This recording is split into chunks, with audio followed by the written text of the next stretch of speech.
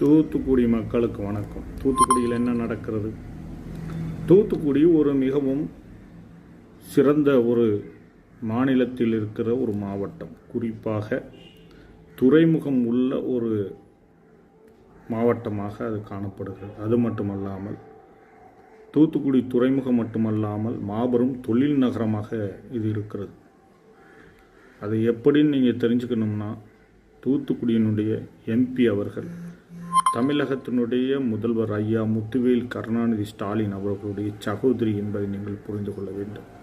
தூத்துக்குடியில் இருக்கின்ற தொழில் புரட்சி போன்றது. தூத்துக்குடி தொழில் நகரத்தில் ஒரு புரட்சி செய்கிற ஒரு மாவட்டம். ஏனென்றால் தூத்துக்குடி மாவட்டத்துக்குள்ளே தான் முக்கியமான பல திட்டங்களை மத்திய அரசு நிறைவேற்றியிருக்கிறது, நிறைவேற்றி கொண்டிருக்கிறது, நிறைவேற்றுவதற்கான வேலைகளை செய்து கொண்டிருக்கிறது.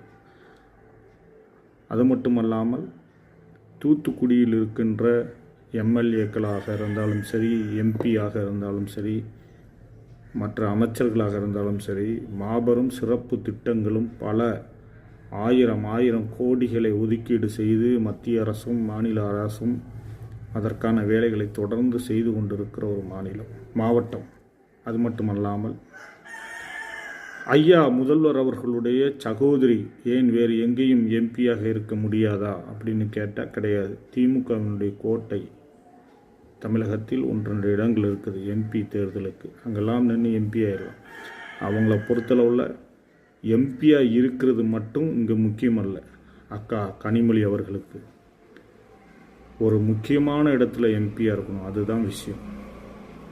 இன்றைக்கு தமிழகத்தில் ஒரு முக்கியமான ஒரு தொழில் நகரத்தினுடைய ஒரு எம்பி அப்படின்னு பார்த்தா அக்கா கனிமொழி அவர்கள்.